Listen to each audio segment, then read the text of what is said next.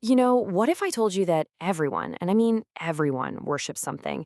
It might not be in a church or a temple, but we all have something that we put at the very center of our lives. We're about to break down a really powerful sermon that uses this dramatic dinner party, complete with an extravagant act of devotion and a pretty shocking betrayal, to get right to the heart of one huge question. What is the true object of your worship? So the sermon kicks off with this really striking image from the theologian Tim Keller. Our heart is an idol factory.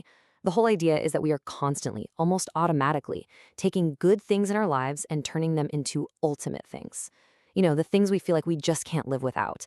This really sets the stage for the conflict we're about to see unfold. So, what exactly is an idol, at least in this context? We're definitely not talking about some golden statue. The sermon defines it as any good thing. It could be our work, our relationship, or even just comfort that we elevate to the most important thing in our life. And here's the catch the sermon points out. Every single idol demands a sacrifice from us. It could be our peace, our integrity, or our time. And this all leads to the foundational argument of the whole talk. The speaker makes it super clear. Worship isn't just for religious people. It's an inevitable human activity. We are all basically hardwired to worship something. The only real question is, what? To really explore this, the sermon zooms in on a single, incredibly tense evening that's described in the Gospel of John, chapter 12. It's this dinner party that becomes a stage for two totally different kinds of worship. Okay, so the scene is set in Bethany, just 6 days before Passover, which is the very week Jesus is going to be executed. And get this guest list. You've got Jesus, his disciples, and Lazarus, a man Jesus had literally just raised from the dead, sitting right there at the table. I mean, can you even imagine the atmosphere in that room? And then, right in the middle of this dinner, Lazarus' sister Mary does something completely unexpected. Honestly, it was pretty scandalous. She takes this jar of incredibly expensive perfume and just starts anointing Jesus' feet with it. Now let's talk about the price tag here, because it's absolutely wild. This perfume was worth 300 denarii. To put that in perspective for you, a denarius was a day's wage for a regular laborer. So what Mary is doing is pouring out an entire year's salary right onto Jesus' feet. It's just a stunning, unbelievable gesture. The sermon really breaks down why this was so profound. First, it wasn't just costly, it was incredibly humble. Anointing someone's feet was a servant's job. And then to wipe his feet with her hair, she had to let it down in public, which for a woman at that time was a huge cultural no-no. It's clear she didn't care what anyone else in that room thought. Her focus was 100% on Jesus. But as you can probably guess, not everyone in the room was moved by this incredible act of devotion. In fact, this beautiful moment gets immediately shattered by a really sharp criticism from one of Jesus' own disciples. And the objection comes from Judas Iscariot.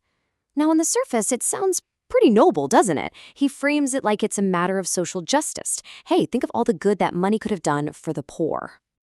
But the text and the sermon pulls back the curtain on this one. Judas didn't actually care about the poor. As the keeper of the group's money bag, he was a thief. He saw a year's wages being wasted when he could have been skimming some of that for himself. His concern wasn't charity at all. It was pure greed. So here we have it, the sermon's central contrast laid bare. You've got two people in the exact same room witnessing the exact same event, but their worship is pointed at completely different things. Mary's worship is genuine, it's selfless, it's spontaneous, it's focused on Jesus. Judas's, on the other hand, is destructive, it's selfish, it's calculated, and it's all focused on himself. You could say one is all about giving, and the other is all about getting. Well, Jesus immediately shuts Judas down. He defends Mary, and then he completely reframes what she's done. He says she's preparing his body for burial, connecting her act of worship directly to his own death, which is just days away. He points out that, yeah, there will always be opportunities to help the poor, but this specific moment to honor him, it's fleeting. This whole powerful exchange, it isn't just about a single dinner party. The sermon uses it to pivot to a much bigger question about the ultimate purpose of worship itself. I mean, why does it even matter so much? The sermon answers that question with a classic definition from Christian theology. It says that humanity's main purpose is actually twofold: to glorify God and to enjoy Him. The argument here is that worship isn't supposed to be a chore. It's the very thing we were designed for, the thing that brings us the most joy. And this leads to a really profound point. Worship isn't just one of the things a church does, it's the ultimate goal.